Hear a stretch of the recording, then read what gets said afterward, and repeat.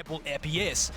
But with these compositions, I'm kind of imagining them trying to play for this talent instead. We know how fast that talent clear can be, having full cleared their camps at 3:15 almost, to the point where you can really just start parkouring around the map and trying to find whichever lane you really want to play for. There is a few. You have the Leona, you have the LeBlanc, and there of course is the pushed up quite a bit here. Epi going in as well, is about to turn Mega. Will have the flash wallop in just a second. Parkour across the wall, flash in, they're looking for Boss. He still has the flash to try and get away, but the wallop will connect, stunned up, and DFM get first blood. Super nice stun, but stayed for him. If he's pushed up here and Steel is around, he can just get dope. Wow, that damage, and now the rest of Unicorns of Love, they're here as well. Steel's going to be just around the corner as Epi is forced back. Remember, no flash on that Gnar, and Nanosek looking for it. Sonic Wave hits Steel.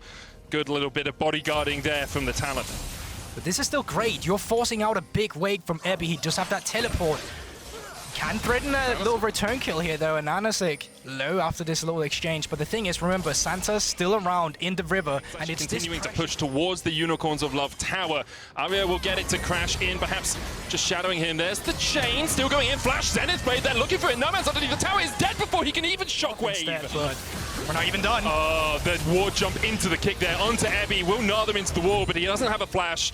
He doesn't really have a hope of getting away from this one. Boss switches forms, Epi tries to jump, and Boss with the hyper here should just do enough damage. One more auto would be enough. The Sonic Wave shot, there's the auto. In DFM's jungle. Looks like they're going to get another wave shoved in here. With the cannon wave coming in, you can see Epi has to respect. No Man's also working his way up from the mid lane. Not something we saw him do too much in the CIS. Usually he was the one that everyone was focusing on. Everyone was getting into his lane to get him ahead. Here, he's the one sacrificing a little bit of his laning phase to make sure that his top lane Jace has the advantage. Yeah, and it's also super easy for them because they're not being punished right now. They can go on to this tier 2 turret. Across map is not coming through either because in the minimap they had a lot of good vision towards something to do in lane again, and he's going to move up there. Alright, goes in, there's the chains, lands onto Santa, second chains comes out, that's two of them.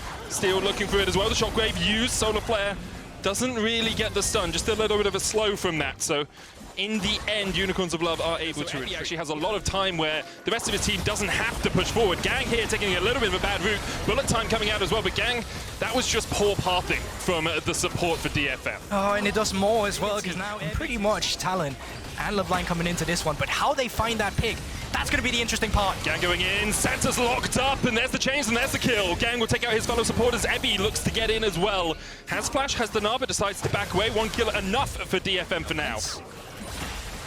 Had to be a bit careful there. Steel was threatening jumping over the wall, but being level 11, Steel wasn't going to fancy his chances, and now going back onto the Drake, they should still be able to take this. Gang going in, and Nanosec's going to dodge away with the safeguard. Aria jumping across the wall as well. There's a shockwave lands onto Epi and Gang, but Gang has the stopwatch and the bullet time coming out as well. Aria's going to try and put the damage down. Argonaut with a culling of his own will force them away. Dragon secured for DFM though. Yeah, but that should always go to the side of DFM, but I like the way that each ultimate, which is kind of from out there, Epi, or Aria rather, will be okay. 200 HP remaining. Mid lane tier 1, the target here for the Unicorns, and they should be able to secure it with the Rift Herald charging in. There it goes. They might try and protect this Herald. Aria looking for No Man's here. No Man's does still have the flash. The chains connect. No Man's should have just flashed that. That was greedy. We're at least getting an advantage. No Man's here caught with the Zenith Blade once again. He does still have the flash, but the stun lands from the Solar Flare, and No Man's flash as well. The culling following up. Solar Flare hits onto the backline, and the bullet time's going to rip through them. A great kick by another flank. He's all on his lonesome, but here comes the TP from Epi.